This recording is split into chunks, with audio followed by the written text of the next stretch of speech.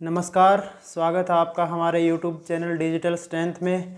जैसा कि आपको पता है, मैं आपके लिए लेकर आता हूं सरकार द्वारा चलाई जा रही नई नई योजनाओं की जानकारी। तो इसी के तहत मैं आज लेकर आया हूं सेंट्रल सरकार द्वारा चलाई जा रही एक योजना प्रधानमंत्री कुसुम योजना की जानकारी।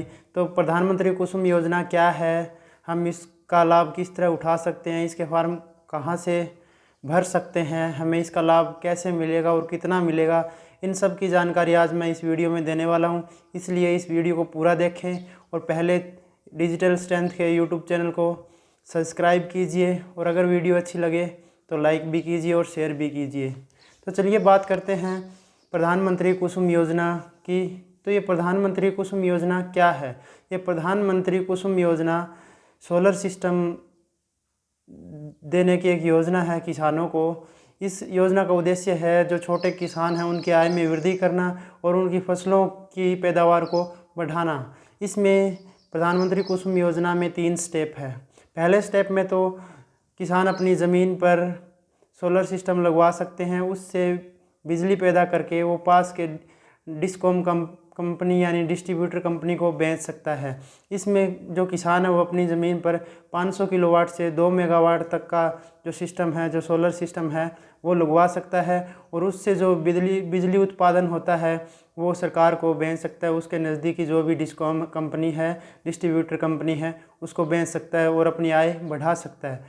और इसका जो दूसरा बी पार्ट है, कंपोनेंट बी है, उसमें क्या है, उसमें किसानों को अपने खेतों में फसलों की सिंचाई के लिए वाटर पंप लगाने के लिए जो है वो ये योजना में सोलर सिस्टम दिया जाता है। जो सोलर पंप है वो लगाए जाते हैं किसानों के खेतों में। इसमें सबसे ज़्यादा अच्छी बात कंपोनेंट बी में जो सोलर पंप है उस स्कीम में सबसे अच्छी बात ये है कि उसका जो किसान है उसको सिर्फ 10% अपने पास से देना होता है। जो उसकी पूरी लागत है उसका सिर्फ 10% है वो किसान को देना होता है। बाकी 60% सरकार सब्सिडी देती है और 30% लोन हो जाता है। तो जो 10% बचता है वो किसान को अपने पास से देना होता है। और ये स्कीम है, इसका लाभ उठाने के लिए उसको जो अपने नज़दीकी डिस्ट्रीब्यूटर कंपनी है बिजली सप्लाई की, वो वहाँ से फॉर्म भरवा सकता है वहाँ के नोडल ऑफिस में जाके, या उस जो डिस्कॉम कंपनी है उसकी साइट पर जाकर भी ये ऑनलाइन फार्म अप्लाई कर सकता है। तो इसमें है क्या, किसान को उसकी फसलों की सिंचाई के लिए खेतों में जो ट्यूबवेल है, वाटर पंप लगाने के लिए उनके ऊपर लाइट या इंजन की जगह सोलर प्लेटें लगाई जाती है। सोलर पंप बोलते हैं उसको। सौर ऊर्जा से चलने वाले जो पंप होते हैं, सौर ऊर्जा से चलने वाले ट्यूबवेल होते हैं, वो लगाए जाते हैं किसानों के खेत में।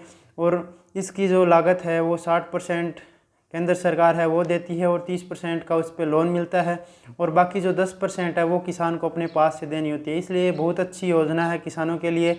अपने खेतों में सिंचाई के लिए किसान इस योजना का लाभ उठा सकते हैं। तो इसके लिए हमें क्या क्या चाहिए? इसके लिए सबसे पहले तो हमें हमारे पास घर की ज़मीन होनी चाहिए कुछ, जिसमें हम सोलर पंप लगवा रहे हैं वहाँ, और वहाँ पानी की भी सुविधा होनी चाहिए। ऐसे नहीं कि जब हम वाटर पंप लगाएं तो वहाँ नीचे पानी हो ना, तो वहाँ पे इसका लाभ नहीं मिलेगा। वहाँ पर पानी नीचे जो ट्यूबवेल लगाते हैं वहाँ पे नीचे ज़मीन में पानी की सुविधा होनी चाहिए। और दूसरा और क्या है कि ज़मीन की फड़द है वो चाहिए। एक किसी भी बैंक में अकाउंट होना चाहिए किसान का, और वोटर कार्ड होना चाहिए, आधार कार्ड होना चाहिए और पैन कार्ड होना चाहिए। ये सारी चीज़ें किसान के पास होनी चाहिए, तब वो इस स्कीम के लिए अप्लाई कर सकता है। और अप्लाई कहाँ करना है, वो अपने पास के जो बिजली विभाग का दफ्तर है, नोडल ऑफिस है, वहाँ पे जाके अप्लाई कर सकता है। और जो उस एरिया में जो कंपनी बिजली सप्लाई कर रही है उसकी जो ऑफिशियल वेबसाइट है उस पे जाके भी ऑनलाइन भी अप्लाई कर सकते हैं इस स्कीम के लिए। तो ये बहुत ही अच्छी स्कीम है, आप इसका लाभ उठा सकते हैं। तो आप इसको चाहे नोडल ऑफिस में जाके अप्लाई करें, चाहे ऑनलाइन अप्लाई करें, कैसे भी करें। और जो मैंने बताए हैं ये दस्तावेज़ लगेंगे उसके ऊपर, ज़मीन की फड़द, पैन कार्ड, आधार कार्ड और किसी भी बैंक में खाता होना चाहिए। तो ये सारे डॉक्यूमेंट्स लेके आप ये फार्म भरवा सकते हैं और ये बहुत अच्छी स्कीम है, इसका लाभ उठाएं। अगर आप ऐसे ही नई नई स्कीमों की जानकारी चाहते हैं तो इस चैनल को सब्सक्राइब कीजिए, और अगर वीडियो अच्छी लगी हो तो वीडियो को लाइक कीजिए। और अगर आपके मन में कोई शंका है तो कमेंट बॉक्स में कमेंट डाल के भी पूछ सकते हो।